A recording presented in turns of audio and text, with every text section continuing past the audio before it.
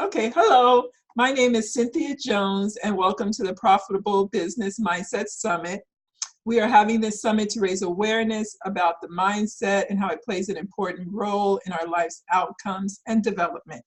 Today, we have the pleasure of having Scott Bentis with us. Scott has founded realtruck.com in his basement, which grew to over 100 plus millions in sales, receiving numerous awards for best place to work in the process. He has been an adjudicated professor for digital marketing at the University of Jamestown, an investor in several tech startups such as CoSchedule.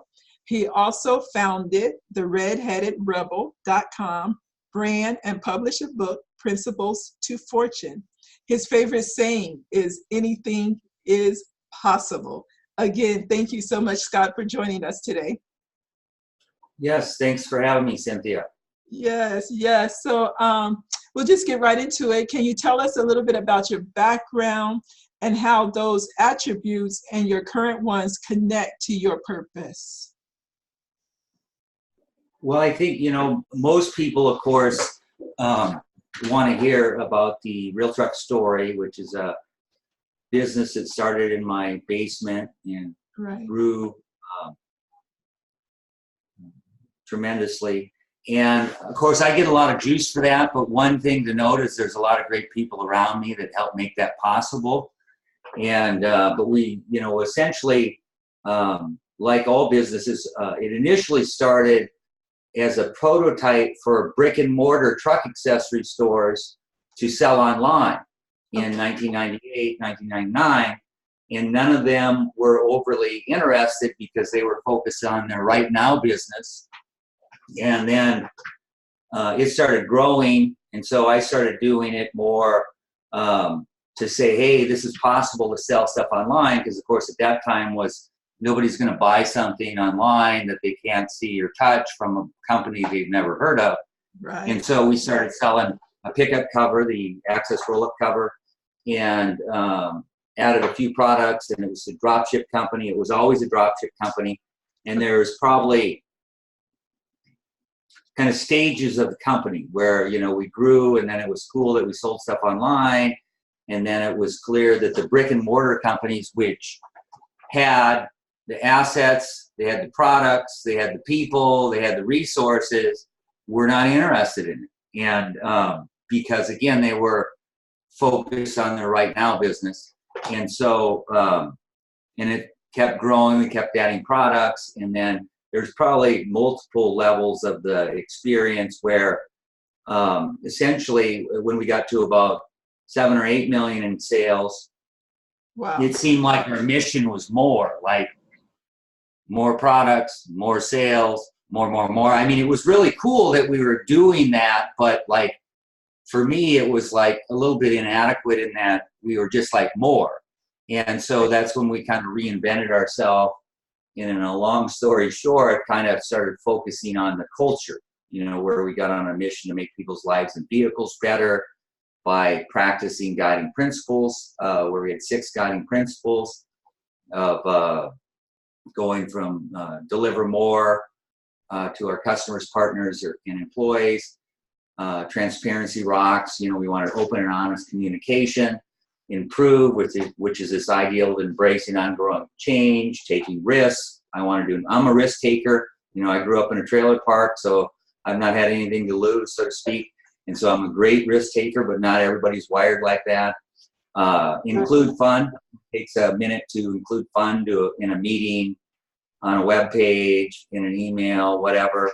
Right. And then be humble, where leave it better than we found it, pass on credit to others, and, kind of pay it forward mentality. And that's what really led to Real Truck growing beyond what anybody, one time we had a big, hairy, audacious goal of 25 million in sales. Nobody, and I said I'd cut my hair, shave my head.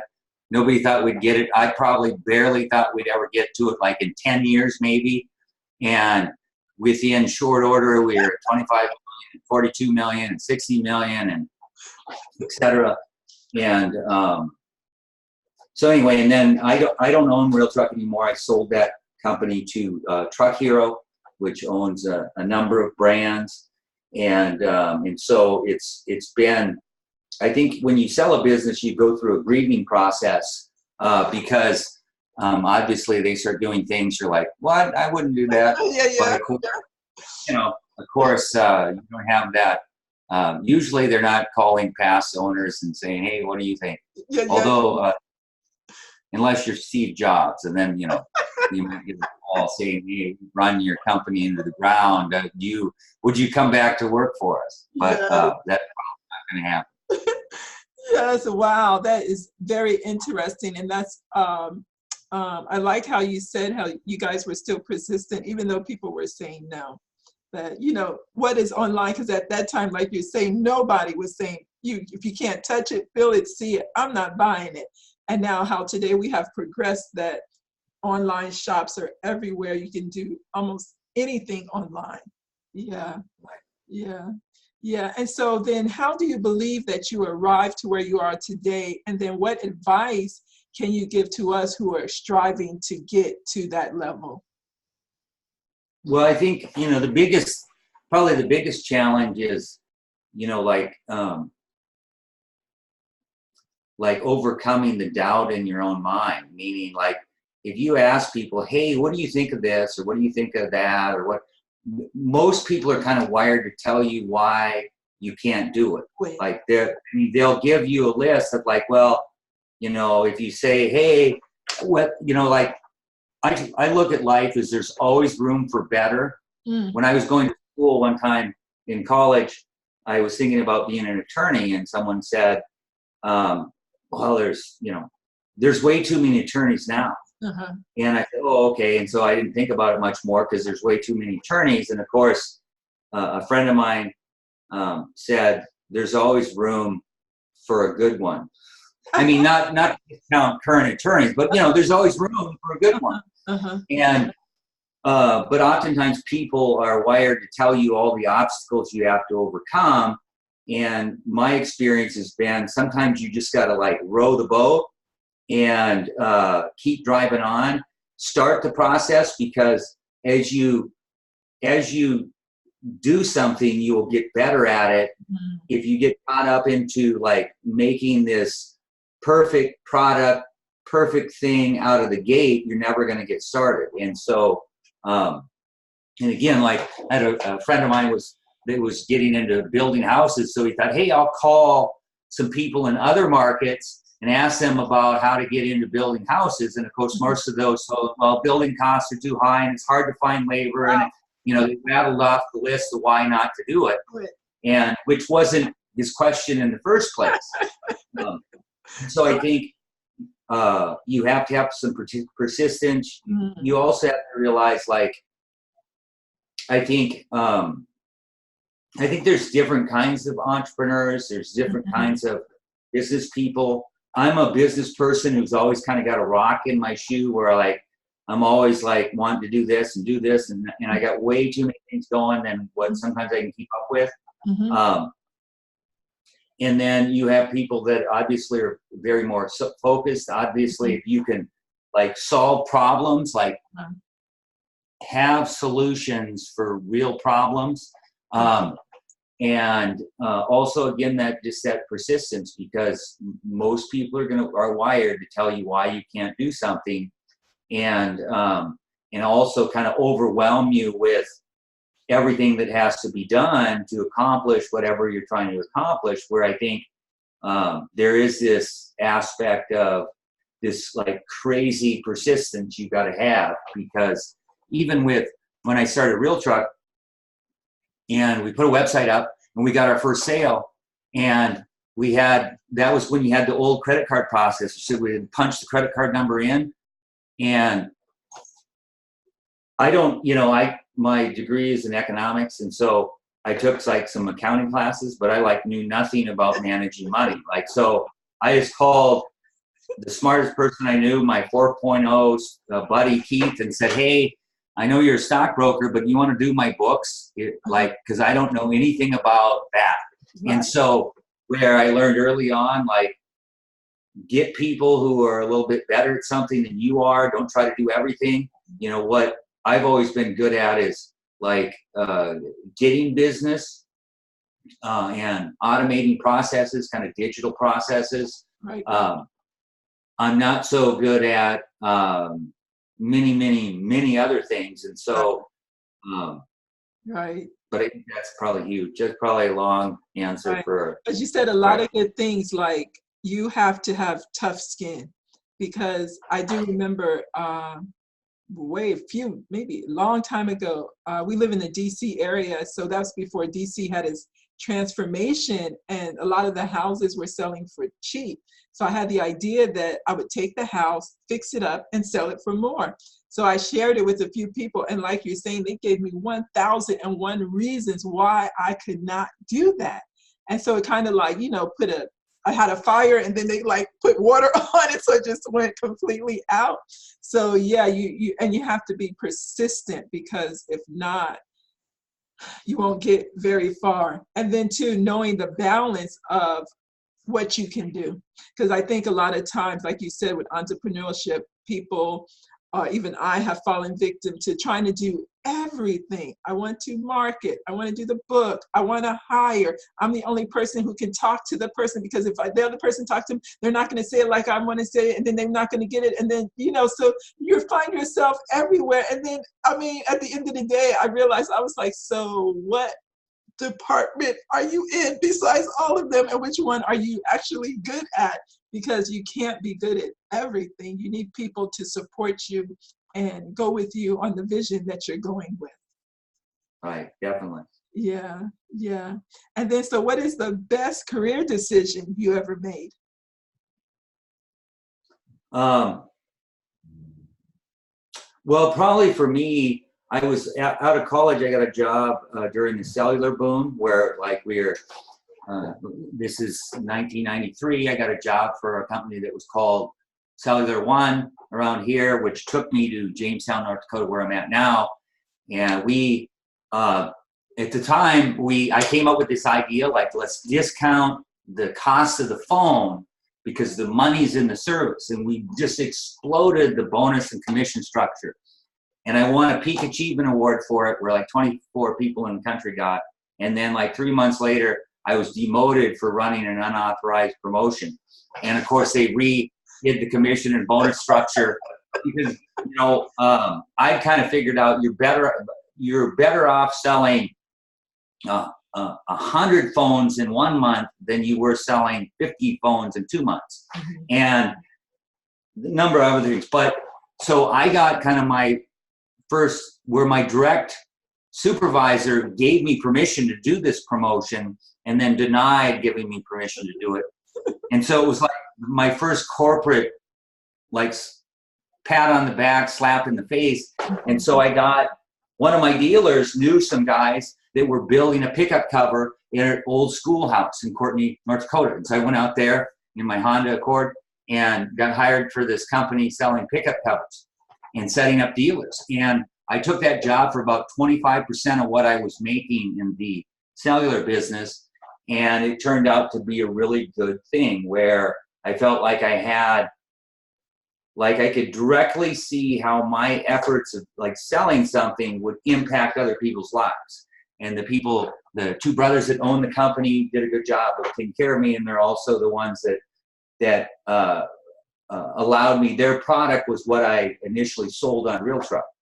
And so even though it seemed like a step back, what I learned was at that time and I learned it at Scotty's Drive-In when I was a kid too, is that don't get so caught up into what you're getting right now, mm-hmm. because you may be getting very cheap experience. You know, I was at that time I was learning a lot about business mm-hmm. From someone that was in it, mm-hmm. and even though I wasn't being paid a lot of money for it, and even at Scotty's Drive-In when I worked there, you know, I learned a little bit about business and things that have benefited me to this day. You know, where even like something like this, a podcast you listen to, or a book you read, or, you know, if you can pick up one thing that you take forward like forever or almost forever, it's a great experience. And so I think kind of getting demoted led me to look for things that I might not have otherwise looked for. And then, again, not being, so when I took that job, obviously, since I took it for less money than I was making, I was betting on the future rather than betting on right now. Right. Wow. That's a good mindset to have. Yeah. Because I think a lot of times we get bogged down in the right now. We can't see the future or tomorrow even. So you get so caught up in what is going on right now that you miss great opportunities because of that. Sounds like you've been in sales a lot. Have you always been in sales?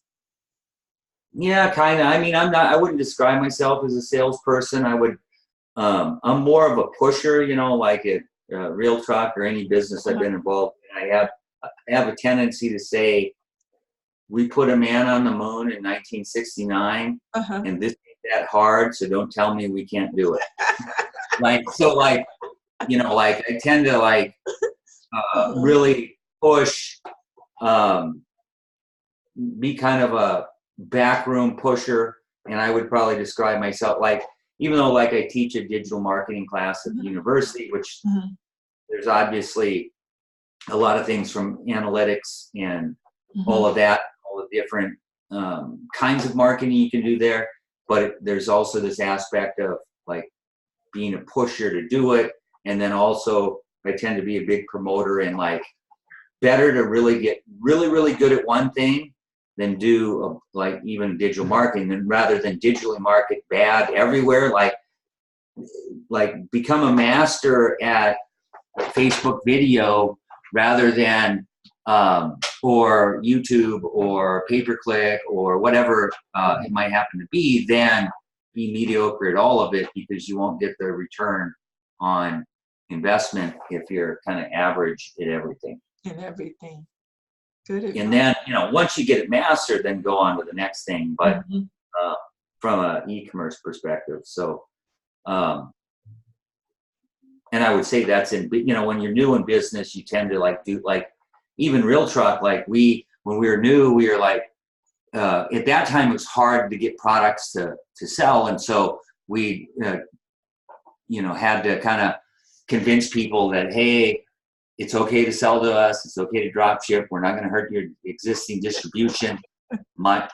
Well, people would say, well, we've got 500 dealers across the country. It's well, isn't there 50,000 towns, or maybe 100,000, maybe there's even more. I don't know how many towns there are in America, but that, if you've got 1,000 dealers, you're not covering the market.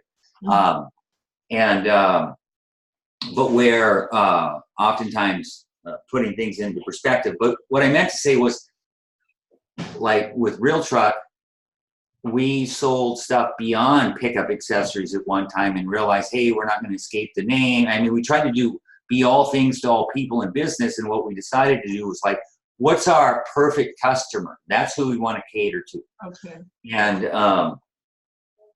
And kind of focused on, let's be good. Let's be great at a few things and not get so caught up in trying to be great at everything. We're not going to be, in our case, we decided to be really great at customer care and really great with accuracy. We told you we're going to ship something out in 2 days. We're going to ship it out in a day. And those things create memorable experiences.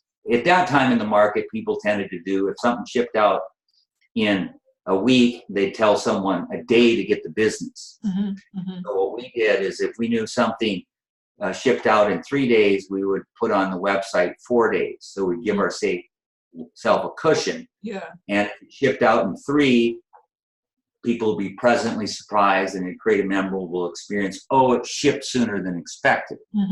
And then we tended to do a lot of promotions with after the fact, meaning rather than say, hey, get a free set of fuzzy dice like these here, if you buy $200 worth of stuff, what we would do is, if you bought $200 worth of stuff, we'd send you some free fuzzy dice. Okay. Or you follow me, to create that memorable experience of one thing you weren't expecting. And of course, even that I take into some of the businesses I'm involved in now. So if you rent with Red-Headed Rebel, it's involved in some manufacturing with RHR Swag, and we have storage. And in the storage business, when you rent a unit from us online, you come into it and you open it up, there's 2 free, you can, there's a local, or not local, a regional, I'm sure they're going national, but a company called Pizza Ranch, where you get a free meal for 2 at the Pizza Ranch. Okay. So when you're done moving, you can go eat for free, so to speak. So we don't promote that on the front side of rent a unit and get a free meal. We give you the free meal after you've rented the unit, which creates more of a memorable, kind of a lifetime customer experience. Right. Anyway, sorry, I'm way off topic. No. I was going to go with that one because I did see on your website how you were talking about creating that culture, that memorable experience, because I think now a little bit we have lost that in our culture, I think, because of the online and just the way we do business, that in order to stand out, because there are a lot of businesses that are similar, that you have to have something that separates you, something to create that memorable experience. And that looks like what you're doing with your business, with the cultural. Can you talk about that just a little bit? Well, I think in the basic, like, oftentimes people have great personal values but struggle with bringing them into a work environment because they kind of tend to go off of tribal knowledge of what's going on and how, compartmentalize how things should be handled. And so at Real Truck, in the business I'm involved in now, we have guiding principles. These principles of deliver more and improve and transparency and be humble and take risks are meant to guide you in the decision-making process. But if you take care of your people really, really well, they'll take care of your customers really, really well. You take care of your customers really, really well, they'll tell their friends. Exactly. And ultimately, and if you take care of your business partners too really well, they'll also, they'll give you new products first. People in the world tend to reciprocate. And if you create memorable experiences for people, they talk about it. And you can only buy so much business. You can only keep buying so much business at some point, meaning if you're buying 10% of your business and you're losing 10% of your business because of bad service or failure, right? You're not getting ahead. But if you're buying 10% of your business and 20% of your business is telling their friends, you're going to keep growing. In e-commerce, the greatest indicator of future revenue is the amount of residual and returning customers. Right. So if you got your returning customer rate growing, it means you're going to keep growing. If your returning customer rate is declining, you're going to perhaps be the next Gander Mountain. Sometimes people ask me why Gander Mountain failed online. It's because they tried to be everything. They had coupon codes that didn't work. They had specials going on. They were trying to be all things to all people. And it's hard to do that. It is. Because when I first came into entrepreneurship, I kept hearing target audience. I'm thinking, why I want a target audience? I want everybody. I don't want a target audience. What is a target audience going to do? But like you're saying, have you said that are the ones that you treat well, then they tell their friends about it. And then, that's how you're going to be growing and growing and growing.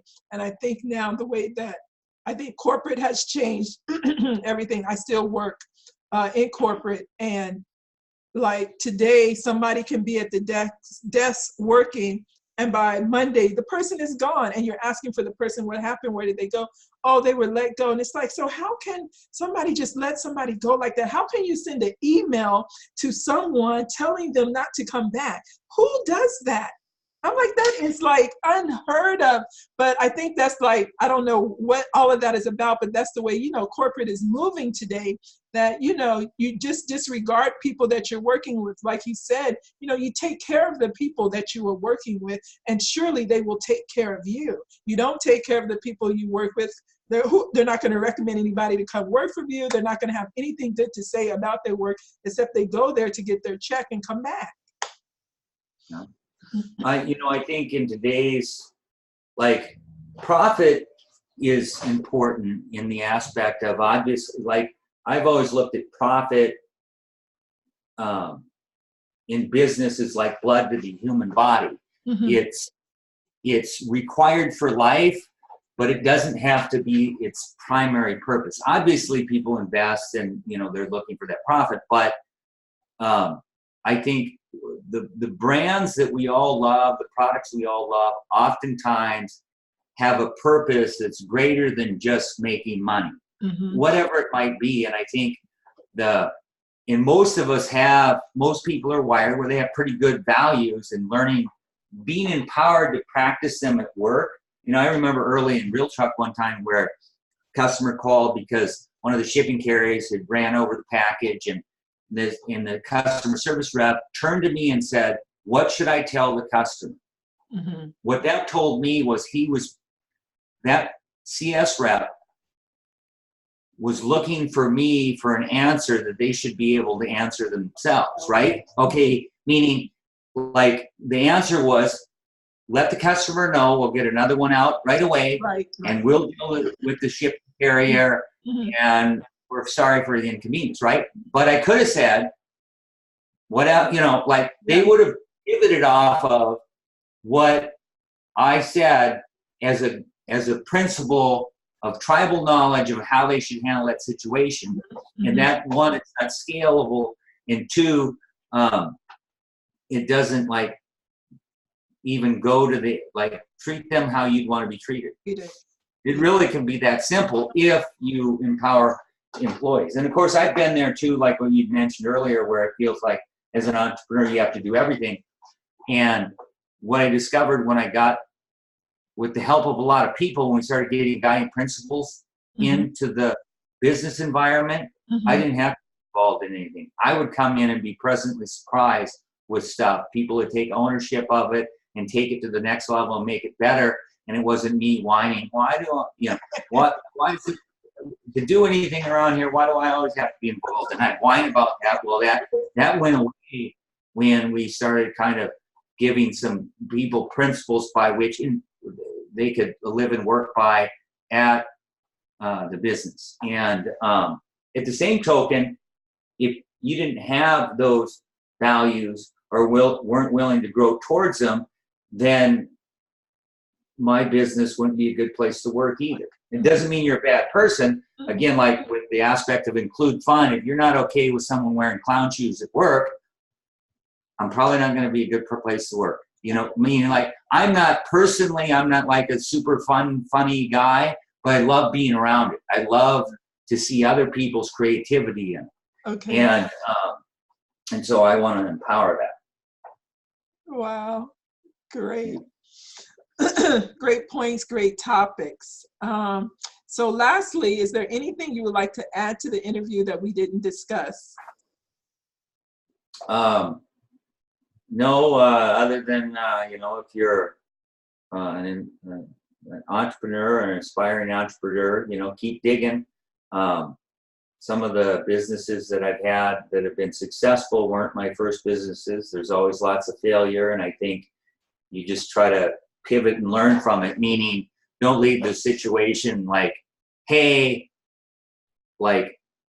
oftentimes people look at, if they're let go from a job, they'll have this list of how their employer is a jerk. And those things may be great. Those things may be accurate, but I would leave the situation, or hope to leave the situation of, like, what could I do better next time? What's the learning lesson here? What's the, because I kind of think the only people we should get even with are the people that have helped us along the way. Mm-hmm. And those are the people I should try to get even with, which is going to be hard, but I should try to get even with the people that have helped me along the way, rather than kind of having not to say that a good resentment doesn't create a lot of great empires. Right.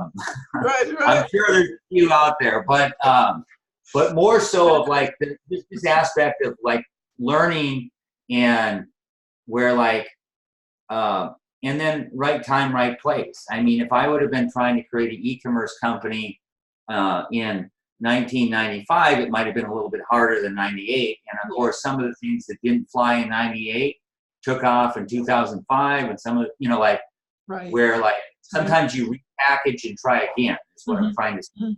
Yeah, timing, yeah. And the other thing on my book, Principles of Fortune, sometimes people see the title and they think it's a get-rich book. It's not. If I could retitle it today, it would be called Principles to Blessings, because more so because it's got hundreds of actions the average everyday entrepreneur can take to grow their business and make it better. Wow. And it also shares the real truck story. More so than, but it's not a get rich quick book or it's more about how do you incorporate principles into the workplace to grow your business. And it has hundreds of small actions any business can take to grow and do better. Wow. That's great. Because I think too, a lot of times, unfortunately not, I guess it's just the way things are going. People are definitely looking for overnight wonders. To have $100 in your account today, 100 million tomorrow. Well, Real Truck was just another overnight 20-year success. Yeah, I read that, but you said that. I was like, wow, that is such a great description, because people, they don't want to see the part where it wasn't so pretty. They just want to see, oh, all the money and oh, now all the fame. Oh, now doing really well. How do I do it? Yeah, there's a lot of touch and go there. Along the way. And a lot of learning. Yes. Yeah, I guess you said the key word, persistence. So it did pay off. Yeah. So again, thank you so much, Scott, for taking time to speak with us today. We really do appreciate it. And just so everyone knows, we will have more great speakers and experts lined up. So do not miss out on the Profitable Business Mindset Summit. Thank you.